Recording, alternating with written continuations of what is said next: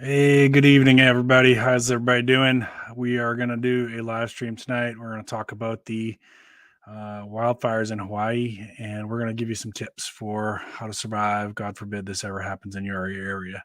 See some people in chat already. If you guys could give me a thumbs up or let me know if my audio is okay. I'm working with some new equipment here, and we're going to go through housekeeping here and things like that, and just kind of give people a chance to get through the notifications. And if anybody's watching the ads, we always appreciate that here. So this is Prepping with Sarge. If you're brand new to the channel, thank you for joining.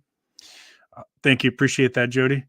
Thank you for joining. I go live usually on Friday nights, and usually release a video on Tuesdays where I do a product review or a new skill for the preparedness community. I teach foraging and gardening and things like that. Sometimes some outdoor wilderness survival skills like that.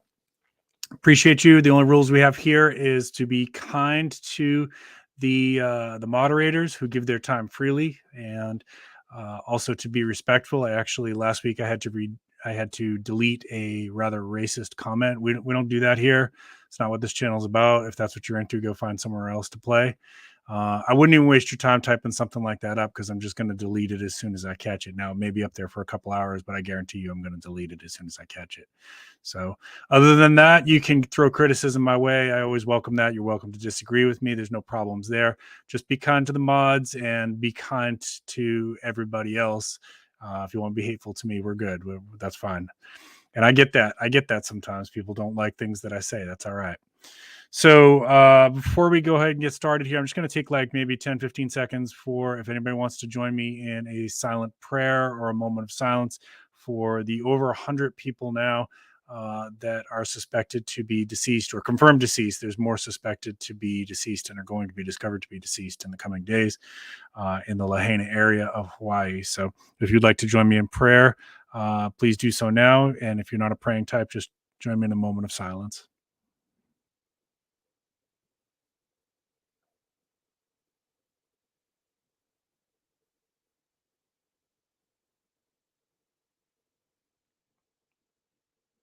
Amen. All right. Thank you so much for that. And I don't push my religion here on anybody else. It's not, I welcome all faiths, as a matter of fact, and I welcome people of non belief too. But thank you for sharing in that moment for the people in Maui and Lahaina area. I certainly do believe in the power of prayer. And I think if you do too, you probably felt something special there as we lift up the people there and the families and the people that are going to be struggling to rebuild, and all the first responders they're trying to offer help. My wife and I always pray for the first responder community, very special people in our hearts, and you're always welcome on our channel if you're part of the first responder community as well. So let me say hi to a few people in chat, and then we're going to go ahead and get right to it. Cold War Prepper Lee, one of my moderators, appreciate you. Thank you for joining me. He's usually here most Fridays. Creative Redundancy, thank you for sharing that on the on your community tab. Sassy Gal Prepping, also one of my helpers here. Really appreciate you, Sassy. Jody Vasara, thank you so much. Always appreciate you. Good to see you all. God is great. Thank you joining all the way in from Japan. Appreciate you, brother. Dove Season, thank you for joining us. Appreciate you. All right. And Lazarus Long, thank you so much. Appreciate you. All right. So let's start with how do you help? Now, I am not taking donations or anything like that. So please don't. In fact, no super chats tonight. Please don't. No super chats, no super thanks or anything like that. If you're wanting to give to Maui, and I'm going to give you a way to do that right now. Actually, it's not through me. It's not affiliated through me. It's actually affiliated through our friends at Jace Medical. So let me start by a couple months. No, actually, it was about a month ago. I had Dr. Sean Rowland, the CEO for Jace Medical, on one of my live streams. So you can find that. I will go ahead and link that afterwards in the comment section down below. But he's the CEO for Jace Medical, and he is on scene at Lahaina, Hawaii, helping with the relief efforts right now. And they're doing a special this weekend. This is a way that you can help and also get some of your needs met as a prepper. So let me just get this information for you. So in the links in the description down below, there's links for Jace Medical. So what Jace Medical is, if you're not familiar with them, is you can order emergency antibiotics and have them on hand, so you're not struggling to try to get those and fighting in a room full of sick people. When you need them, or when there's a shortage, you don't have them, you can get them ahead of time through Jace Medical. But they also prescribe a lot of different other medications, all kinds of medications: diabetes, seizures, asthma, heart issues, cholesterol issues, all those kind of things you can get through Jace Medical, and you can actually get a 12-month supply. So as a prepper, I think you understand why it's important to get ahead of this. People in Hawaii right now are going to have a very, very difficult time getting their medications refilled. And so this is why we prep. I'm not trying to put shame on anybody who hasn't done this, just kind of giving you, this is an opportunity for you to get ahead of it and do something good here. So if you use coupon code Maui Relief, and I spelled that in the description, Maui Relief, use that coupon code. Jace Medical will donate $20 of every order now through Sunday, August 20th, to the Hawaii Community Foundation Maui Strong Fund. Okay. The Hawaii Community Foundation Maui Strong Fund is not through me, not affiliated through me. This is through Jace Medical. Go ahead and get your medications and use Maui Relief, and they will donate $20 to that fund to provide some relief. So what do we know so far about what's happened? Well, 1 week after the yes, and they shipped to Canada as well. Thank you for mentioning that. 1 week after the fires, we know that we believe the deadliest fire in modern U.S. history. Certainly now, like, is there older wildfires before the European settlers came here? Probably, and there's a good chance that there was one that was more deadly than that. But this is the most deadly one in modern history, at least since the United States became a country.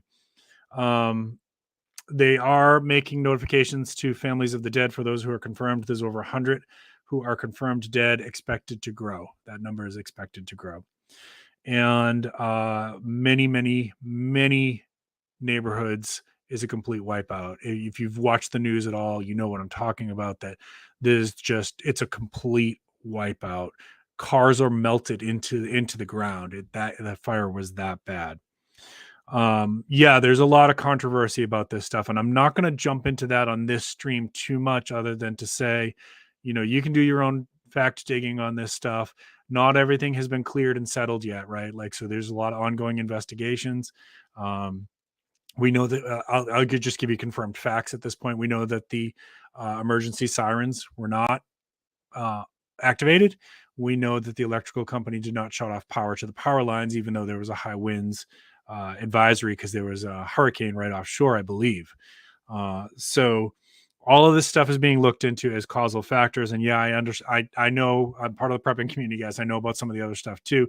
I just can't go into that with this stream, or it's going to get shut down. You know how YouTube is about this stuff. So I just encourage people to go out there and kind of do your own digging if you don't know what we're talking about. We know that over 2,000 structures have been damaged. The vast majority of those were residential. Yes, there are people, land grabbers, sleazy land grabbers, already trying to take advantage of these people. That's a fact. That's a fact. There are sleazy, and I'm sorry if you're watching this and you're a developer and you're trying to capitalize on somebody else's loss. You are sleazy, and you need to get your soul right. And there's looters going into these communities. If you think it's okay to loot from somebody who's lost just about everything, you need to get your soul right.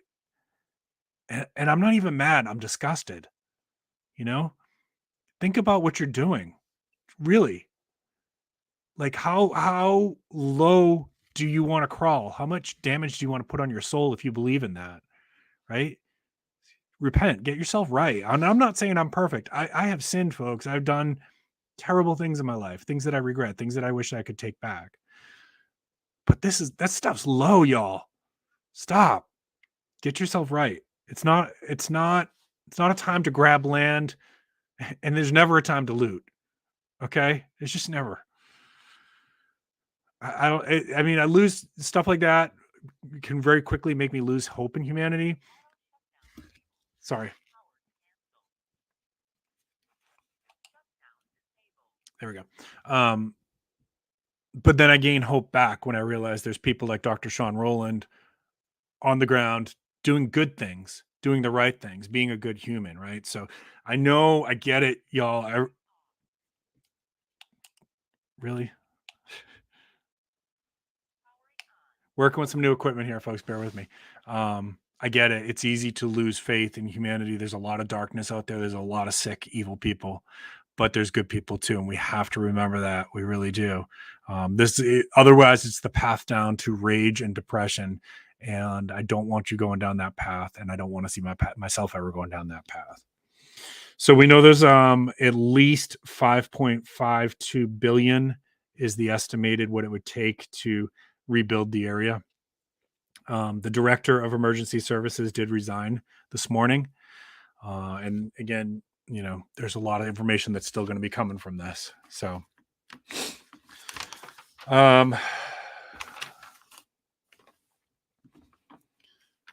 there was also a lot of difficulty, I'll just say it like that, in getting searches going. It was very delayed. And because Hawaii is an island, getting aid to them also had some delays. And yes, our president still has not stepped foot in Hawaii. Okay. Think about that. Let me check your comments here for a minute. All right. So yeah, Jace Medical is a great company. Ungrateful Peasant, good to see you, Wayne. Thank you so much for joining. Burpee Yoga Uncle, it's good to see you. Appreciate you, brother. Penny Prepper, good to see you, brother. Yeah, wearing the Hawaiian shirt for support. Yeah. So Burpee Yoga Uncle, who has some connections to that area, so I wouldn't be surprised by if he has accurate information here at all. Believed that there's a lot more that are probably drowned or cremated during the fire. Yeah, that number is going to rise, and unfortunately, probably rise significantly. Okay, thank you, Burpee Yoga Uncle, for some more information here. Only 3 places in Maui were affected. Almost the entire 12,000 plus community. Yeah, Lahaine looks like a nuclear bomb went off there. Yeah, and they're already saying just from like this week of tourism being down is causing massive financial losses too. And I live and I know it's like it feels weird to think about that stuff. We live in a tourism dependent community here too. For those of you who are new to the channel, I'm from Charleston, South Carolina, or I live in Charleston, South Carolina. And our economy is extremely dependent on tourism. And so after like we have a hurricane here, we really do try to get the city cleaned up as fast as possible to get the tourists back in here. Like that is one of our biggest industries. And not having tourists come when you're a tourism city can very quickly put your entire city into a really bad financial situation. Yep, thank you. That's exactly it right there. 80% of their economy is based on tourism. So that's one way that you can help too. If you've ever been thinking about taking a trip to Hawaii, maybe get out there and you're not going to be able to go in Lahaina right now, but maybe you can get, to other parts of the island and spend some money close to that area, like get some money flowing in that economy and you get a nice vacation out of it too, right? Like, so I know that sounds weird too, but they are dependent on that. Heard that, brother. Heard that. Oh, thank you, Wayne.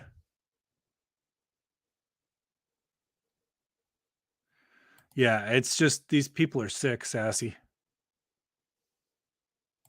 And that's right. Some people are going to be in such financial straits that they are going to end up being taken advantage of.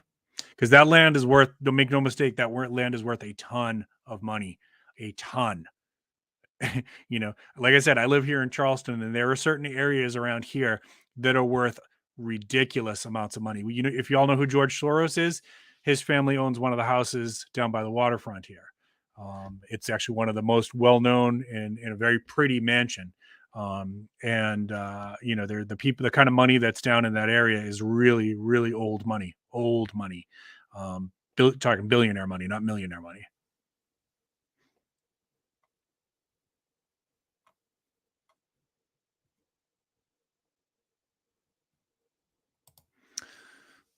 Good words there.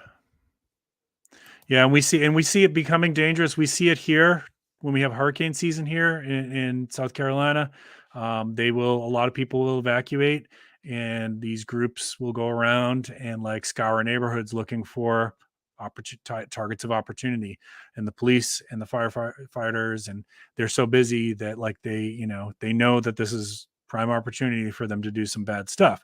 But how we deal with that here is some of us stay back and we keep an eye on the neighborhood, and we stay in touch, and we have comms, and we will protect ourselves. You know what I mean?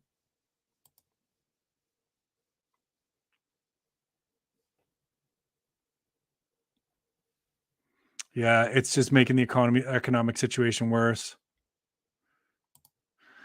Two roads in and out of Lahaina for 12,000 people, and one road was blocked by the police.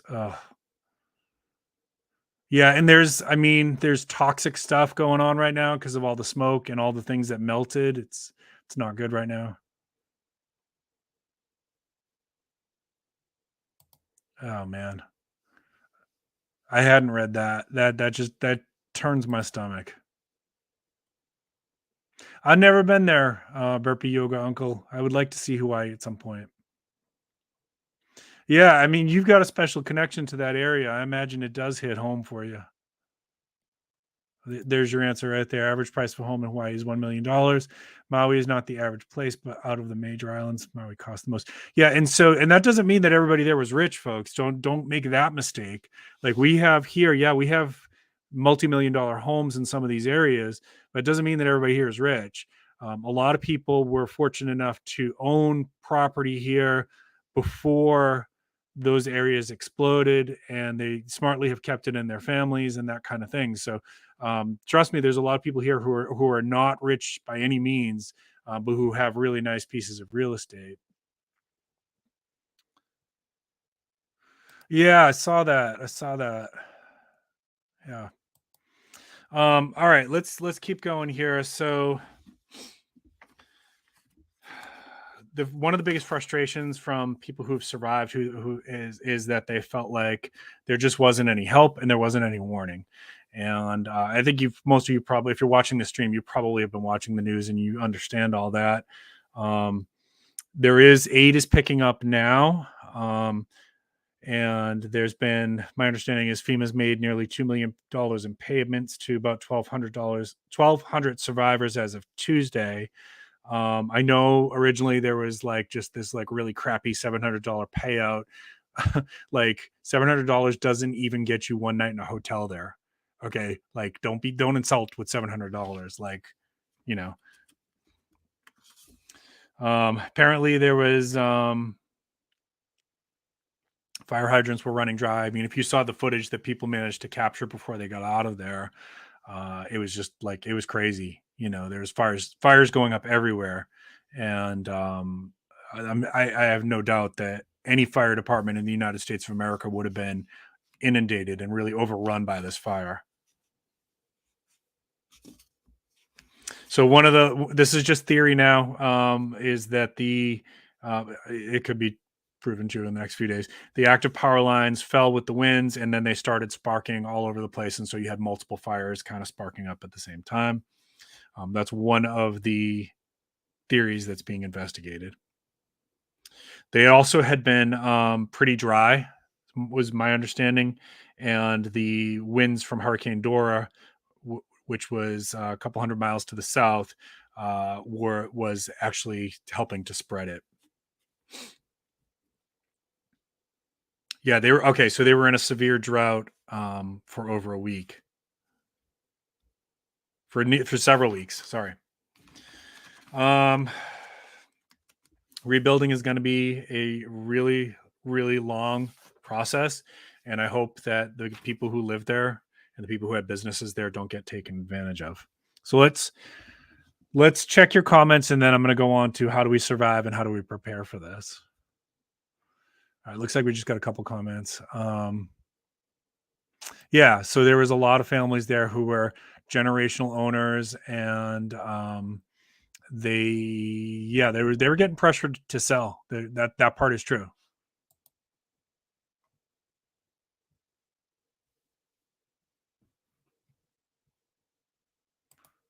Yeah, that's right. That's right. they were overrun. Any firefighting force in the entire country. I work with firefighters, y'all. Any firefighting force in the entire country would have been overrun with this fire. Um, it was like a nuclear bomb went off. So let's go ahead and talk about how do we survive for this? How do we prepare for this? Well, one thing that you can do, and keep in mind that when we talk about preparing for this, don't rely on this as like this is going to stop it. There's you can do all the right things and you might still have to evacuate. But one thing that might help your chances is to um, build a fire resistant zone around your house. That means, if you've got like canvas furniture and things like that sitting around your house and there's wildfires in your area, put them up, put them up. Mow your lawn down as low as you can and, trim your bushes down as low as you can, especially trim undergrowth under trees and things like that. Weedy, overgrown areas, especially if there's been a drought, is no good. It's no bueno. It's gonna make that thing spread fast. If you ever seen how that happens when a spark catches dry grass, it's really really fast. So you want to make sure you're trimming all that stuff up, especially if you're in a wildfire prone area. I'm not trying to judge people who let their yard grow natural. I have a couple friends who do that, but but we're not prone to wildfires typically here. It can happen, but we stay pretty wet, and so. But if you're in an area where that isn't the case, I would consider maybe trimming that stuff down. If your neighborhood is not evacuating and or you can't evacuate, it's recommended to close all your doors and windows because of the smoke damage. That breathing that smoke in is very very bad, and you can pass out and you can get blinded from it. So if you can't get out or your neighborhood is not evacuating, but there's a lot of smoke, you're going to make sure you're going to close all your windows and doors. Maybe even put some towels under the doors to kind of do what you can to mitigate the even like cracks. Of course, you want to make sure that your batteries on your smoke detectors are always up to date. You want to know where your shutoffs are if you have gas utilities, of course. Um, you should, as a prepper, I hope everybody's got a fleet of flashlights and at least a couple battery powered radios because power outages do happen with wildfires, of course. And you want to be staying up to date with what's going on, what neighborhoods are being evacuated, how are they making progress on slowing or stopping the fire. A lot of people make fun of preppers for the gas mask thing, but this is where gas mask would come in quite handy, especially if you are, trying to evacuate through an area that's really smoky. A gas mask would definitely, for every member of your family that's been fitted properly, would be helpful. In the absence of that, an N95 and some full seal goggles, it's not going to be as good, but it would help. You need to know your evacuation zones. You need to know where every family member is when wildfires are going on in your area, right? So we talked about on this channel before. I've talked about Life 360. It's an app you can get. It's a free app, and your family can all track each other. Does it invade your privacy? Yep, of course. But does it enhance your safety? Yep. So you have to decide for your family if that's something that makes sense or not. Mrs. Sargent, I do it. I have nothing to hide. She can see where I'm going at any time. I have no problem with that. The only time we turn it off is when we're Christmas shopping for one another. I go hiking out into the woods. She's a sole business proprietor and sometimes works by herself. I want to know where she is, and she wants to know where I am. It's safety. Do we give up some privacy? Yep. I have no problem with that in this case. Okay. So you can think about that for your family. Life 360 is the name of the app. Know your evacuation zones. Know where all your family members are when something like this is going on in the area. What's their last known location, and if they're leaving there, where are they headed to? Know where all your pets are. And I know that sounds funny, but if you have a lot of pets or if you have a big property, if you know there's something going on in your area, wildfires or something else, flash flooding, get eyeballs on them. Know where they are. We have a cat that loves to hide. And we always make sure when he's hiding, we stop everything we're doing to make sure we know where he is, because occasionally he'll find a new spot. And we always want to know where all of his hiding spots are in case we have to grab and go. Okay. That's part of being a prepper too. Your family includes your pets. Okay. And if you disagree with me, get off my channel. My pets are my family, and I don't leave unless they're coming with me. Okay, we don't leave family behind. So you need to know your you have to have comms to the best of your ability, and what's your backup if you can't, if phones go down. And does everybody know the fallback point? All families should have, like, if we get separated and there's an emergency, this is fallback rendezvous point one, and this is fallback rendezvous point two. After every natural disaster, family members are freaking out because they can't find their family. This is why you have an agreed upon rendezvous point in the event of a disaster. Okay, that can be Walmart within your city. That can be Starbucks, 10 miles away. You want to make it within walking distance. But everybody in the family needs to know where is that fallback location. It can be Nana's house. It can be your sister's house, whatever, but have a couple different spots, and maybe even a third one that's like 50, 60, 70 miles out in case something like that happens. Fallback point C is a friend's house that's, a couple cities over or something like that. It's not a bad idea. I got one more little bit of preparedness. Well, two little bits of preparedness advice here for wildfires. Let me stop here and check your comments again.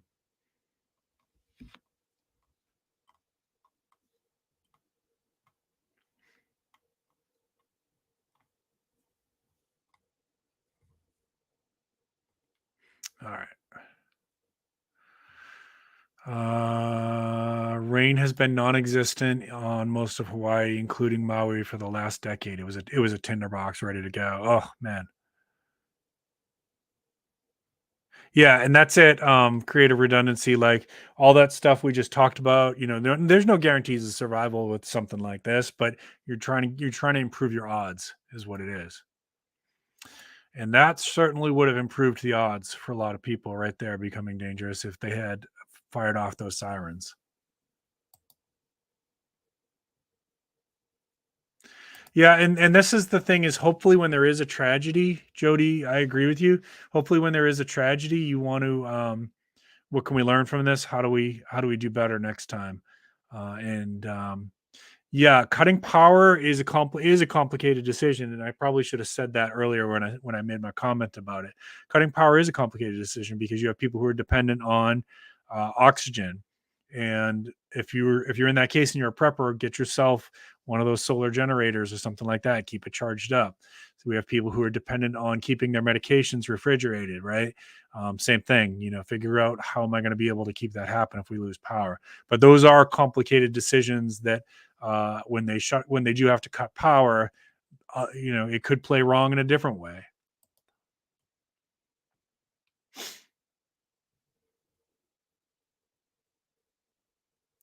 Yeah, I read that he had his reasons for not sounding off the alarm.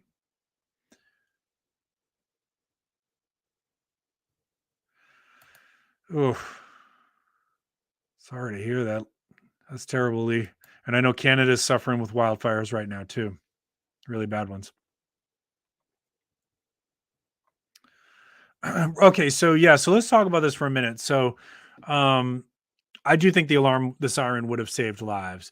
And a couple weeks ago, I talked about the importance of, if you've got smartphone, go online to your app store and download the emergency alerts for your area. It's usually your news stations and your weather stations in your area, because that would have helped too. I get push alerts on my smartphone. I get push alerts saying like, earthquake detected, or flash flooding on this neighborhood.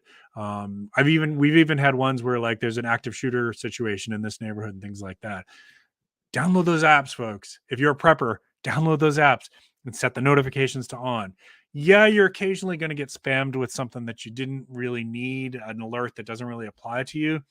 But when you get the big stuff going on, it's really helpful to be able to have those alerts.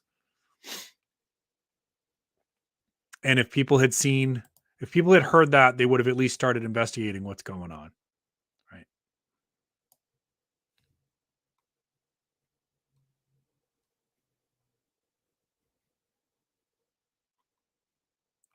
Yeah, and that was a couple years ago, right? They had an emergency notification went off about the ballistic missiles were inbound, and that was a complete error and fiasco. And that maybe that was a factor. Yeah.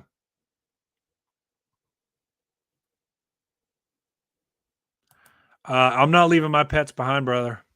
Nor is my wife. My wife would probably knock me over to go get our pets, and I get that. I respect it.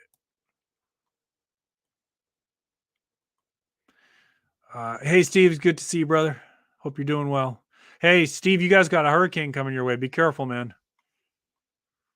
Hurricane Hillary. Make sure you get your preps in place. You don't want to be Epstein.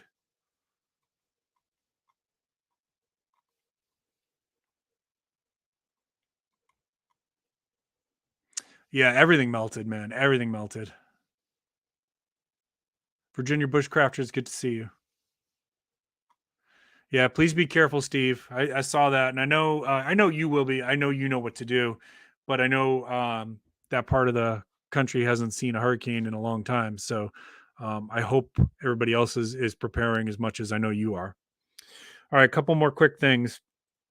Department of Natural Resources talks about the 5 Ps. 5 Ps. We love our little acronyms and things like that in the prepping community. The 5 Ps of being prepared for wildfires. I'm going to say I think it should be 6, and you guys probably will figure out what my 6th one is. First one is people. Who in your this is what I was saying before. Know where everybody in your family is. Who are you responsible for? Where are they? Where are they going to be right now? Where are they going to be? Are they leaving that area? Where are they headed? Everybody needs to be accounted for. Okay. Prescriptions. That's what we're talking about earlier, right? This is why I keep harping about getting getting a 12-month supply of your medications ahead of time, right? Stock up in advance, because in situations like this, if it happens in your area, there's going to be supply chain disruptions, and you might not, excuse me, you might not be able to get your prescription. So you want to have a good supply of that. Papers. What do we mean by papers? That's, of course, everybody's got to have their ID.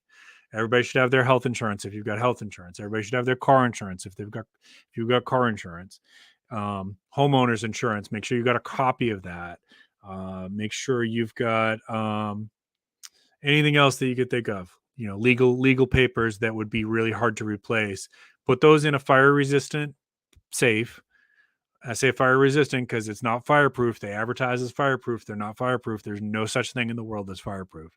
It's fire resistant, but it's still good to have. Put your documents in there. Also back them up onto a thumb drive, and you can encrypt that if you're worried about the safety of that. You can take pictures on your cell phone too. You just have to decide like what's the most secure thing for your family. I'm not here to tell you what makes sense for you. You got to think about those options. But your papers. Number 4, your 4th P is personal needs. Okay. That's going to be whatever you need. Like we talked about, some people need oxygen. Some people need, you know, maybe you have to have certain hygiene items because you're allergic to a lot of stuff. Maybe you have to have, like you have a really restrictive diet because of allergies or something like that. Right. First, I would also throw first aid kits in there, which we're going to talk about that in a second. Priceless items. Remember what we've been, why do I talk about gold? Why do I talk about gold and silver? Because you can take that anywhere in the country, anywhere in the world, really, and you can exchange it for cash. Okay. And it's super easy to do. And it's anonymous too. In most cases, there's sometimes you're going to have to file some paperwork, but in a lot of cases, it can be done anonymously. So your priceless items, make sure everybody's got their gold and their silver and anything else. Maybe your wife's got a nice diamond ring, or you've got your mom's diamond ring or grandma's diamond ring or something like that. Grab all that stuff. Because guess what? Looters are out there, and they're jerks, and they're the scum of the earth, and they don't care that you've lost your house. They will happily take grandma's diamond ring and pawn it for some crack. Okay. This is the world that we live in. So take that stuff with you. And if you haven't figured it out already, then the 6th P, which is not from the Department of National Resources, but it's from your old pal Sarge, your 6th P is pets. Okay. If you have pets, they're your responsibility. They're your family. Don't leave them behind. You all know my dog died this past December. She was a hurricane dog. If you don't know what that is, we have a problem here. When there's a hurricane and they force evacuations, people just let their dogs loose and fend for themselves. A domesticated dog in many cases is not going to survive in the wild. They're not like coyotes. They're not like wolves. They're dependent on people for food. And when our dog was found, she was emaciated and she was sick and she was on death's doorstep before somebody rescued her because somebody out there didn't value her life enough to bring them with her. Okay. So don't be that person. Take your pets with you. They're your responsibility. Now, if you've got a lot of livestock, then that's a different problem, you know? And I can tell you that when I lived in Kentucky, people can't take a herd of 100 cows with them when there's an evacuation. They can't do it. So what did they do? They put them out in the fields. Don't leave them contained in a barn where they're sitting ducks. They put them out in the fields where at least they could run and they could move and try to get out of the way of a problem. Same thing with horses, right? All right. I'm going to check your chat one more time. Then I got one more last little bit and then we're going to wrap it up. Okay.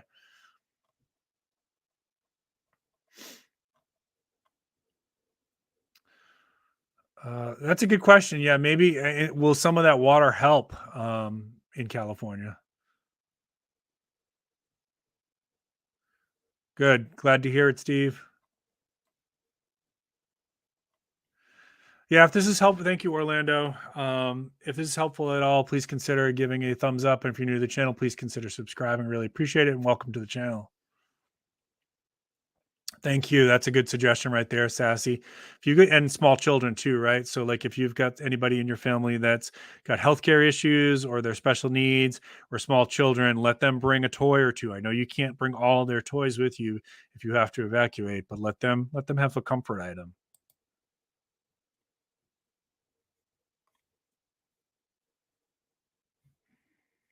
Oh man, yeah, I know a lot of animal. I can't even think about that, man. That will get me depressed if I think about all the animals that died in the wildfire. I can't even go there, man. I won't be able to finish the stream. All right, last little bit here, y'all. In your vehicle, especially if there's wildfires going on in your area, or if you're prone to wildfires in your area, some things that I would keep in mind that I would keep in there: an axe, a handsaw, a shovel, fire extinguisher, fire blanket, um, first aid kit. Yes, yes. All your vehicles should have a decent first aid kit and water. Now, I usually keep all that stuff in my vehicle, anyways.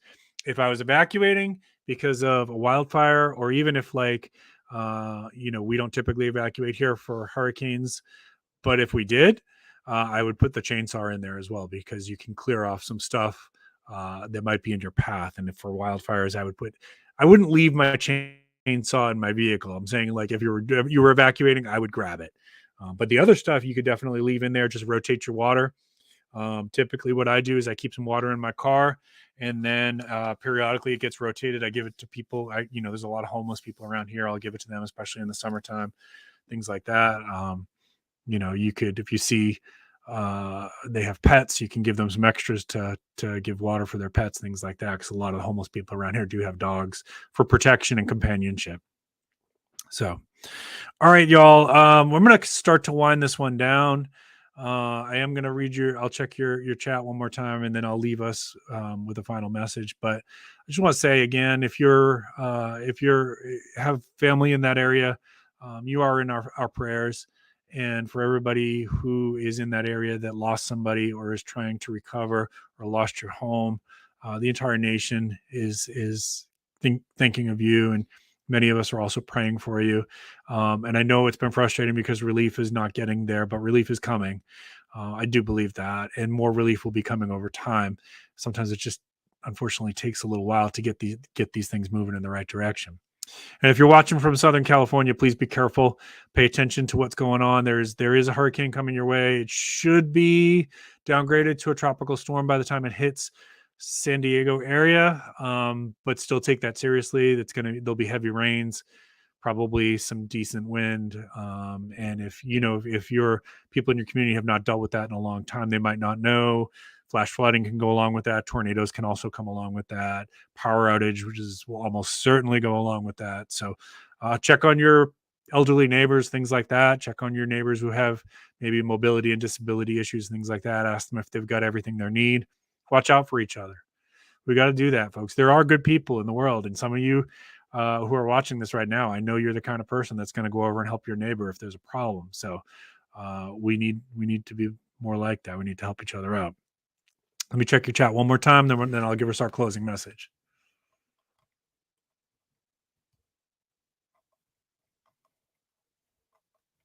And pray for our first responders too, especially the first responders in Hawaii and Southern California right now. They're going to be busy.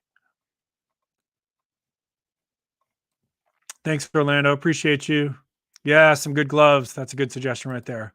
Creative redundancy said some good gloves. Yep.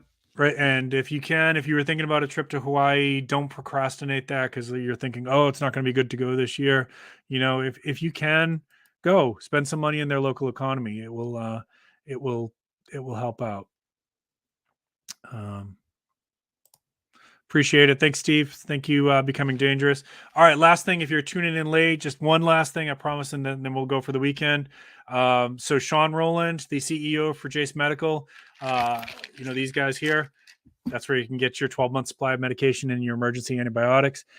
He's on the scene there providing relief and providing aid. And his company, Jace Medical, is doing a special just through Sunday. So if you haven't gotten your emergency medications yet, maybe consider doing it this weekend, and $20 of that will go towards the I got to give you the charity name again. Will go towards the Hawaii Community Foundation Maui Strong Fund. Okay, $20. And the coupon code you want to use at checkout is Maui Relief. I put all that information in the description down below. Okay, not affiliated with YouTube, not affiliated with Prepping with Sarge channel. This is something that's being done through Jace Medical. Okay, y'all, please take care of yourself. Remember, life can be short, and we can have a disaster of our own at any given time, whatever state you're in. I'm sure it's prone to something. So spend time with your loved ones and appreciate that. Tomorrow is not guaranteed for any of us. And if you have your health today, be thankful for that. And let's send our love and our support. And if you're a praying person, send your prayers to both Hawaii and the Baja region and Southern California. Keep planting your seeds. Keep stacking your silver. This is Prepping with Sarge.